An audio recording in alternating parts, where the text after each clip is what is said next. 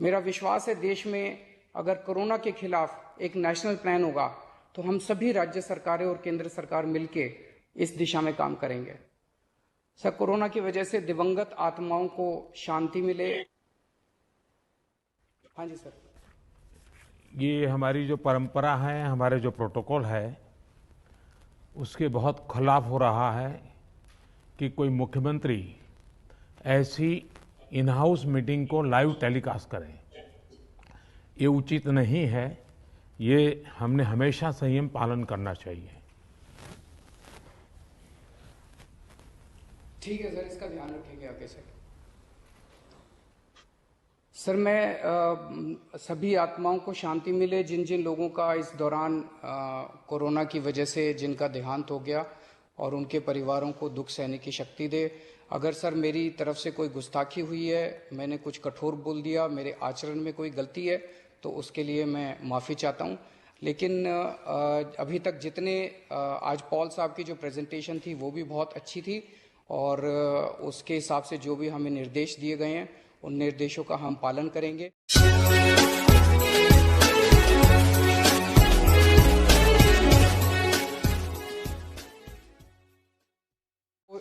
शुक्रिया अदा करना चाहता हूं कि आपने और पूरे केंद्रीय मंत्रिमंडल ने आज तक हमें हर कदम पे साथ दिया है, और आपकी तरफ से जो जो निर्देश आए उन निर्देशों का भी हमने बहुत कड़ाई से पालन किया। आपका हमेशा सहयोग मिला। दूसरा सर, इस वक्त दिल्ली के अंदर बहुत बड़ा ऑक्सीजन का क्राइसिस चल रहा है जिसमें आपकी मदद चाहिए।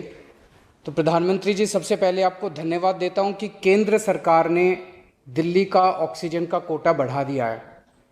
लेकिन सर, मैं आपसे हाथ जोड़ के प्रार्थना करता हूं कि इस बढ़े हुए ऑक्सीजन के कोटे को दिल्ली तक पहुंचाने में हमारी मदद करें। एक एस्टीमेट के हिसाब से दिल्ली को 700 टन ऑक्सीजन की ज़रूरत है। आपने हमारा कोटा 480 टन कर दिया, बहुत बहुत शुक्रिया। लेकिन पिछले 24 घंटों में इस बढ़ाए हुए 480 टन में से भी केवल 350 टन ऑक्सीजन दिल्ली पहुंच पाई है। प्रधानमंत्री जी, जब से ऑक्सीजन का संकट शुरू हुआ है मेरे फ़ोन बजते रहते हैं। कभी कोई अस्पताल कहता है कि 3 घंटे की ऑक्सीजन बची है, कभी कोई अस्पताल कहता है कि 2 घंटे की ऑक्सीजन बची है। हम कारण जानने की कोशिश करते हैं तो पता चलता है कि पीछे किसी राज्य ने दिल्ली के लिए ऑक्सीजन लाने वाले ट्रक को रोक रखा है। हमने मदद के लिए केंद्र सरकार में कुछ मंत्रियों को फ़ोन किए। शुरू में उन्होंने खूब सहयोग किया सर, लेकिन अब वो भी बेचारे थक गए हैं। सर, देश के संसाधनों पे तो 130 करोड़ लोगों का अधिकार है ना। अगर दिल्ली में ऑक्सीजन की फैक्ट्री नहीं है तो क्या दिल्ली के 2 करोड़ लोगों को ऑक्सीजन नहीं मिलेगी? जिस राज्य में ऑक्सीजन की फैक्ट्री है, क्या वो दिल्ली की ऑक्सीजन रोक सकते हैं? ऐसे में हम क्या करें? सर, मैं आपका बेहद शुक्रिया अदा करना चाहता हूं कि आज आपने ये मीटिंग बुलाई है, बहुत सही समय पे ये मीटिंग बुलाई है। पर सर, मैं आज ये जानना चाहता हूं कि अगर आज या कल या किसी भी टाइम हमारे दिल्ली के किसी अस्पताल में अगर 1 घंटे की, आधे घंटे की, 2 घंटे की ऑक्सीजन बच जाए और लोगों की मरने की नौबत आ जाए, तो मैं फ़ोन उठा के केंद्र सरकार में किससे बात करूं? सर, मैं ये जानना चाहता हूं कि अगर कोई राज्य दिल्ली के कोटे की ऑक्सीजन का ट्रक रोक ले तो मैं फ़ोन उठा के किससे बात करूं? हालत काफ़ी ज़्यादा गंभीर हो चुके हैं सर। हम अपने लोगों को मरने के लिए तो नहीं छोड़ सकते। हमें लोगों को ये विश्वास दिलाना पड़ेगा कि एक एक जिंदगी हमारे सबके लिए कीमती है। हम आपसे फिर से दिल्ली के लोगों की तरफ से हाथ जोड़ के अपील कर रहे हैं कि सर, तुरंत कोई कठोर और सार्थक कदम नहीं उठाया गया तो शायद दिल्ली के अंदर कोई बहुत बड़ी त्रासदी हो सकती है। मैं आपसे मार्गदर्शन चाहता हूं सर। सर, कुछ ही राज्य हैं जहां से मैक्सिमम दिल्ली की ऑक्सीजन आती है, और जहां सबसे ज़्यादा दिक्कत आ रही है, और जहां सबसे ज़्यादा हमारे ऑक्सीजन के ट्रक रोके जा रहे हैं। मेरी आपसे विनती है, अगर आप उन राज्यों के मुख्यमंत्री को एक बार बोल दें, फ़ोन कर दें कि हमारे ऑक्सीजन के ट्रक ना रोकें, तो दिल्ली के लोगों को ऑक्सीजन मिल जाएगी। आपका एक फ़ोन ही बहुत है सर उनको।